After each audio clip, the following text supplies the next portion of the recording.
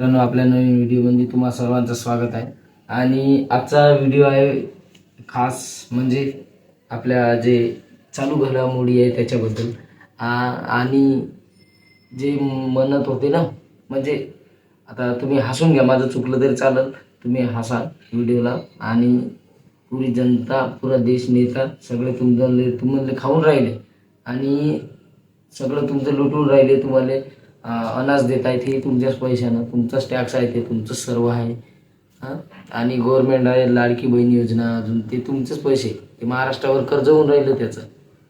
एकदा बघून घ्या. जो लोक हसतात तर ठीक आहे, हसा, चांगली गोष्ट आहे. आपल्याला, मी तुम्हाला हसवण्यासाठीच व्हिडिओ बनवतो. आता तू कशा बी पर्पजनं राह, ठीक आहे. आणि माझी मिस्टेक बी होईल, चालत, मी ते मान्य करतो. पण आता जे हे सरकार जे आपल्याला खाऊन राहिली, पूर्ण म्हणजे टॅक्सनुसार कितीतरी टॅक्स घेऊन राहिले, रोड, फाईन, गव्हर्नमेंटचं एक बी काम ढंगाचं नाही होऊन राहिलं आहे. मी आता असे 2-3 ठिकाणी जाऊन आलो जिथे गव्हर्नमेंट म्हणजे तिथे लोक काम करतात. त्याची ड्युटी राहते 8-9 वाजता, तो येऊन राहिला 10-11 वाजता, बघा. आणि त्याची एंट्री जेव्हा तो हजेरी लावत आहे, ऑनलाईन हजेरी लावत आहे मोबाईलवर, तरी त्याची ड्युटी लागत आहे 9 वाजता. तर तुम्ही विचार करा, म्हणजे कोण्या प्रकारे काम होऊन राहिलं आहे. हर व्यक्ती प्रायव्हेटकडे चालला आहे. हे करोडो रुपयाचे मंदिर बांधत आहे आणि आपल्याला गरज आहे हॉस्पिटलची, म्हणजे दवाखान्याची. मराठीत सांगतो, आपल्याला गरज आहे दवाखान्याची. हे काय करत आहे, काय आपल्याला काय पाहिजे, हे काय करत आहे. ठीक आहे, मोदी सरकार आहे, ठीक आहे, चांगली गोष्ट आहे. आणि अजून एक गोष्ट, मी याच्या अगोदर विचार केला की लोक या गोष्टीवर आवाज काऊन नाही उचलत.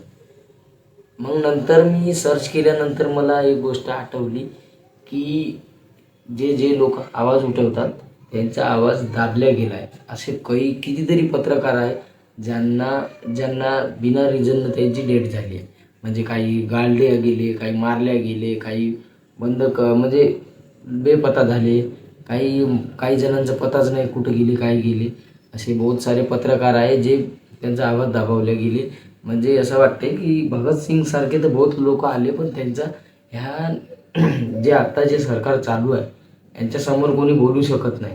असं त्या पत्रकाराच्या हिस्ट्री पाहिल्यानंतर मला दिसून आली की आता मनीष कपस्य एक पत्रकार मला वाटतो जो बिहारमधला आहे, आणि एक अजून आहे, त्याचं नाव मला आठवत नाही, राजीव तलवारनं म्हणून आहे, तो एक पत्रकार. हे 2 पत्रकार. आणि जो सांसदमधला राघव चड्डा आहे त्याचं थोडं मला आवडते, म्हणजे सॉरी, त्यांचं बोलणं, त्यांचं जे सांसदमध्ये जे आपले पॉईंट ठेवतात त्यांच्याबद्दल थोडीशी चांगली म्हणजे माहिती आहे आपल्याला. आणि हे सगळं जर आपल्याला माहिती असून पण आपण जर चुपचाप बसून आहोत, तर विचार करा, आज जे गॅस महागाई म्हणून 1200 केली आहे, म्हणजे आता 10 किलो केली आहे, आणि गॅस पण भेटून नाही राहिली आहे. पेट्रोलची महामारी करून 9 रुपये पेट्रोल, म्हणजे 4 रुपये पेट्रोल वाढवून दिला आहे. महागाई वाढवत आहे, आणि वाढत कुणासाठी आहे काय नाही, काही पत्ता नाही. त्यांच्यासाठी मिळत असेल 4 रुपये लिटरनं, पण आपल्याला देऊन राहिले 9 रुपये लिटर. त्याच्यात महागाई झाली. वरून सरकार मंदिर अजून बांधत आहे. अरे मंदिर कोण्या कामाचं?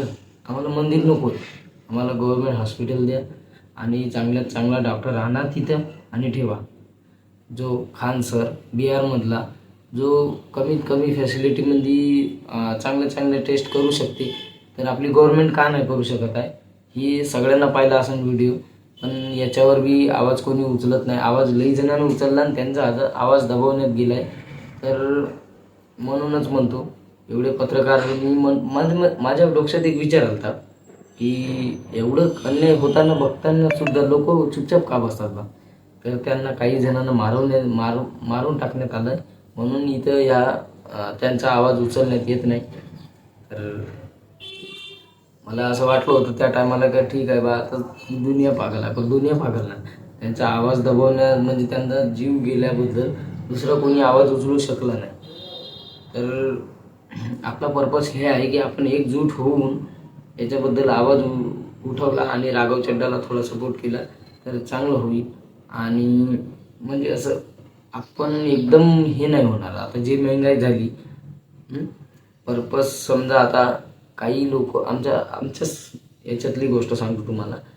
आता बरं जाऊ दे, ते माझ्या कंपनीची गोष्ट आहे. मी ते त्यांना नंतर सांगेन, जेव्हा वेळ येईल तेव्हा मी त्यांना सांगेन की मी काय करणार होतो काय नाही. ते सध्या मला गरज आहे, मला काम भागवून घ्यावं लागेल त्याच्याकडून, ठीक आहे. तर ते गोष्ट मी साईडला ठेवते आणि नंतर ते बी गोष्ट शेअर करणार मी तुमच्यासोबत. तर ठीक आहे. हां, तर बाकीचं नंतर आठवल्यावर दुसरा व्हिडिओ बनवणार. तर आपला हा व्हिडिओ इथंच संपवतो. जय हिंद, जय भारत, धन्यवाद.